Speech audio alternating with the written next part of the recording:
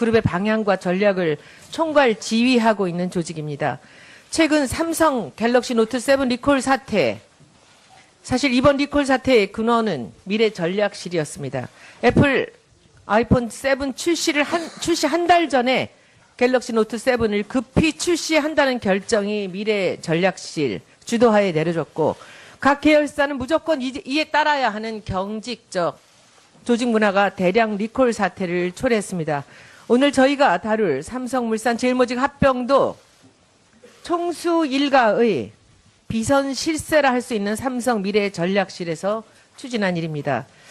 이 참고인으로 모신 김상조 교수님은 삼성그룹 지배 구조에 대한 국내 최고의 전문가로 알고 있습니다. 삼성그룹의 의사 결정 구조를 좀 더 구체적으로 국민들이 잘 알 수 있게 설명해 주시겠습니까? 예. 삼성그룹의 의사결정은 각 계열사의 이사회에서 이루어지는 것이 아니라 미래전략실에서 이루어지는 걸로 알고 있습니다. 그룹의 컨트롤 타워인 미래전략실은 막강한 권한을 행사함에도 불구하고 이에 대한 책임을 지지 않고 있습니다.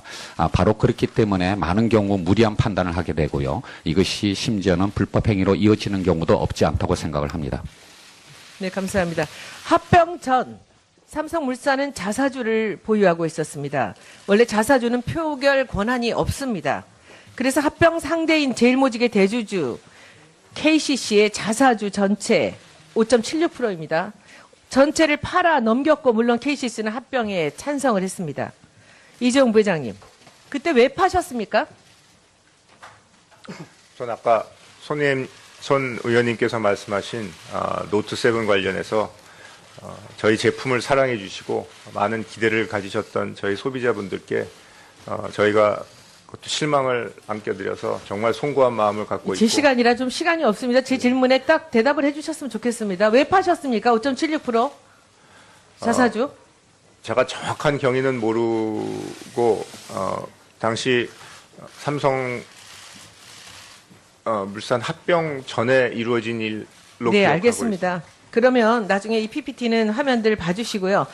그것을 매각하지 않으면 합병이 어려울까봐 그러셨던 거 아닙니까? 언론 보도에 따르면 처음에 부회장님은 반대하셨다고 들었습니다. 혹시 그거는 기억나십니까? 그것까지 팔아야 되는가라는 의견을 내셨다고 알고 있거든요. 생각나십니까? 짧게 대답해 주십시오. 제 의견이 어떻든 간에 모든 일에 있어서 저희 회사에서는 각 회사의 CEO분들과 주요 경영진 분들 이렇게 모아서 협의를 하고. 누가 자사주를 팔라고 했습니까? 한 방향으로 이 방향이 결정이 되면 또 개인의 의견은 상관없이 저희 다 노력하고 있습니다. 누가 팔라고 그랬습니까? 혹시 김종중 사장이 팔라고 하신 거 아닙니까? 김상조 교수님, 이것도 한번 확인해 주십시오. 누가 팔라고 했습니까? 제가 김종중 사장을 만났을 때, 김종중 사장으로부터 미래전략실 임원들이 자사주의 매각을 강력히 공고했는데, 이재용 부회장께서는 초반부에는 거부 의사를 보이시다가 마지막 순간에 팔게 되었다라고 제가 들은 바가 있습니다. 혹시 나 뜨거운 일이라 이 부회장께서는 거부하신 건 아닙니까? 너무 뻔한 거기 때문에 남들이 다 보는 것인데 이것까지 팔면서 이렇게 이 합병을 성사해야 되는가 부끄러워서 하신 건 아닙니까? 의원님, 송구스럽지만 아직 합병한 지 1년이 조금 넘었습니다. 조금 기다려주시면 이게 올바른 결정이었다는 걸 저희가 네, 알겠습니다. 증명해드리고. 네, 알겠습니다. 그러면 다시 한번 또 묻겠습니다. 삼성물산 합병 보고를 처음 받은 시기는 언제입니까? 이것도 잘 생각 안 나실 것 같으네요.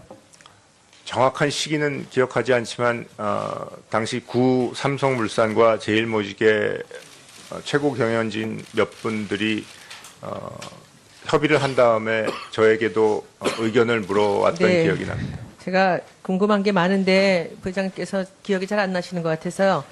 놀라운 사실이 있습니다. 미래전략실의 손은 청와대에도 미쳤습니다.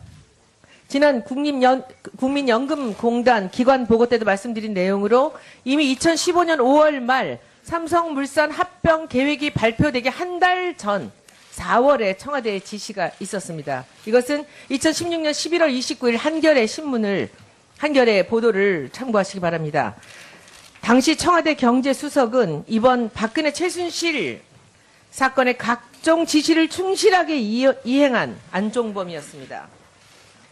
삼성물산 합병 건도 예외가 아닙니다. 저희 의원실에서 조사한 바에 의하면 안종범은 홍완선과 서로 잘 모르는 사이였다고 합니다. 그래서 자기와 오래전부터 친한 사이였고 자기가 청와대로 끌어들인 김진수 보건복지 비서관을 통해 홍완선에게 지령을 내렸다고 합니다. 그리고 당시 복지부 장관이었던 문영표에게도 물밑 작업을 위한 협조를 요청했다고 합니다.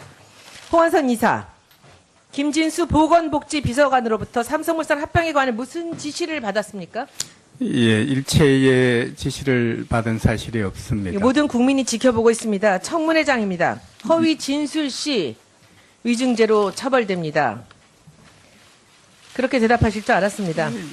이미 삼성은 합병 훨씬 이전인 작년 4월부터 최순실이 청와대가 되었던 이미 합병 문제를 알리고 사전 작업을 치밀하게 추진해 왔다는 정황이 있습니다. 청와대 안종범도 이미 4월에 합병건을 알고 작업을 했는데 이재용 부회장은 당연히 4월 전에 모든 것을 알고 있었겠지요. 이재용 부회장님, 삼성은 세계를 선도하는 글로벌 기업입니다. 세계적인 기업의 부회장이 이런 일을 했다는 것은 비겁한 일입니다. 의원님 그렇지 않습니다. 계속해서 삼성에서 이런 일이 발생하고 있는 것은 기존 재벌 시스템의 한계를 보여주는 일이라고 생각합니다. 김상조 교수님 여기에 대해서 한 말씀 해주시고 그리고 이재용 회장님 마무리 말씀하실 거 있으면 얘기해 주시기 바랍니다. 예, 삼성그룹은 자신의 성공을 황금의 삼각축으로 설명합니다. 회장의 영도력, 미래전략실의 기획력, 그다음에 계열사의 전문 경영력. 과거에는 그것이 성공의 원인이었을지 모르지만 지금은 실패의 원인이 되고 있다라고 생각을 합니다. 따라서 변화한 어떤 주변 환경에 맞춰서 삼성그룹이 환골탈태하지 않는다면 앞으로도 많은 어려움을 겪게 될 거라고 생각을 하고요. 이재용 부회장의 어떤 결단과 즉각적인 행동을 촉구하는 바입니다.